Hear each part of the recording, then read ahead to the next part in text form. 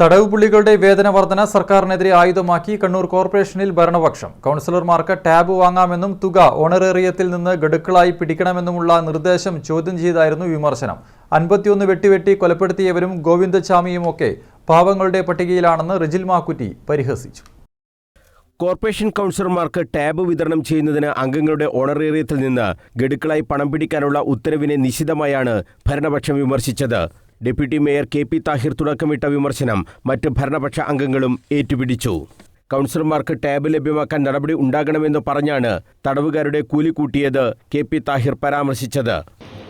കൗൺസിലർമാരെ പ്രയാസം നമുക്കറിയാം. അത് ഒഴിവാക്കി സർക്കാർ മുഴുവനായും ഫ്രീയായി കൊടുക്കുന്ന സംവിധാനമാണ്. സർക്കാർ ഇപ്രാവശ്യം എല്ലാ കാര്യത്തിലും കരുതലുള്ള ഒരു സർക്കാരാണ്. ഇപ്പം അടുത്ത് തന്നെ നമ്മൾ സോഷ്യൽ മീഡിയയിലൊക്കെ വളരെ കേൾക്കുന്ന ഒരു വിഷയം, ജയിലിലെ അന്തേവാസികൾക്ക് പോലും അവരുടെ വേതനം വർദ്ധിപ്പിക്കാൻ കരുതലുള്ള സർക്കാർ.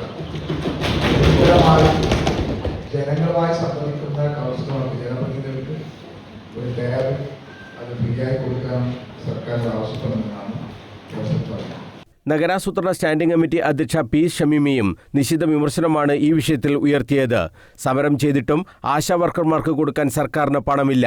പക്ഷേ തടവുകാർക്ക് വാരിക്കോരി കൊടുക്കാൻ പഞ്ഞമുണ്ടായില്ലെന്നും അവർ കുറ്റപ്പെടുത്തി. നമ്മുടെ പാവപ്പെട്ട ആശാ വർക്കർമാർ 233 ഉറുപ്പികക്കാണ് അവരെന്ത് ചെയ്യുന്നത്.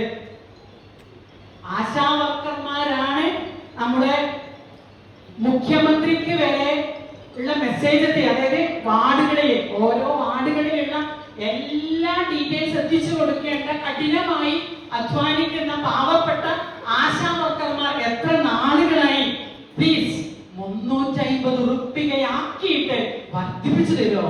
കരയാണ്, അവരെ കരയുകയാണ്. ഇതൊന്നും കാണാൻ നമ്മുടെ സർക്കാരിനെ സാധിക്കുന്നില്ല. 51 വെട്ടിവെട്ടി കൊന്നവരെയും ഗോവിന്ദചാമിയെയും പോലുള്ളവരെ പാവങ്ങൾ എന്നാണ് ചില നേതാക്കൾ വിശേഷിപ്പിച്ചതെന്ന് പറഞ്ഞ് പൊതുമരാമത്ത് standing committee chairman Rijil Makkutty വിമർശനം കടുപ്പിക്കുകയും ചെയ്തു.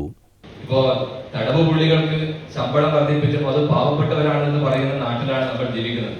ആ തടവ് പുള്ളികൾക്ക് എങ്ങനെയാണ് ജയിലെത്തിയതെന്ന് നമുക്ക് എല്ലാവർക്കും അറിയുന്നവരാണ്.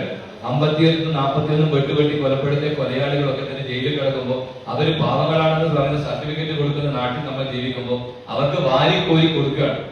അവരെന്ത് ജോലിയാണ് ചെയ്യുന്നത് നമുക്ക് എല്ലാവരും പറയാം.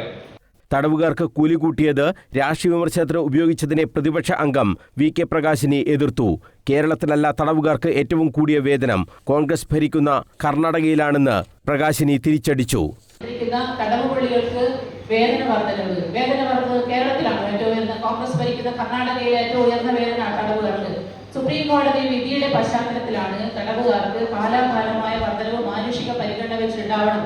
എങ്ങനെയാ എല്ലാ തടവുകാർക്കും പണിയെടുക്കുന്നവർക്ക് പണിയെടുക്കാത്തവർക്ക് ഒരേ കൂലിയാണ് കൊടുക്കുന്നത്. വിദഗ്ധ, അവിദഗ്ധ, അതുപോലെ തന്നെ ആഴ്ചയിൽ ഇത്ര ദിവസം മാത്രം തൊഴിൽ, അങ്ങനെയുള്ള പല കാറ്റഗറി ഉണ്ട്. മാത്രമല്ല ഇതിനകത്ത് വിവിധ ഫണ്ടുകൾ അവരെടുക്കുന്ന അതിന്റെ ഭാഗമായി ഈടാക്കുന്നുണ്ട്. കോർപ്പറേഷനിൽ ഉദ്യോഗസ്ഥരെ അടിക്കടി സ്ഥലം മാറ്റുന്നതും രൂക്ഷ വിമർശനത്തിന് ഇടയാക്കി. സർക്കാർ കണ്ണൂർ കോർപ്പറേഷനോട് വിവേചനപരമായി പെരുമാറുന്നു എന്നായിരുന്നു ഭരണപക്ഷത്തിന്റെ ആക്ഷേപം. കോർപ്പറേഷന്റെ ദൈനംദിന പ്രവർത്തനത്തെ സർക്കാർ തന്നെ അട്ടിമറിക്കുകയാണെന്ന് റിജിൽ മാക്കുറ്റി ആരോപിച്ചു. ഈ സ്ഥലമാറ്റങ്ങൾ റദ്ദു ചെയ്യുന്നതിന് കോടതിയെ സമീപിക്കുമെന്ന് മേയർ അഡ്വക്കേറ്റ് പി ഇന്ദിരയും പറഞ്ഞു. News bureau, Kannur.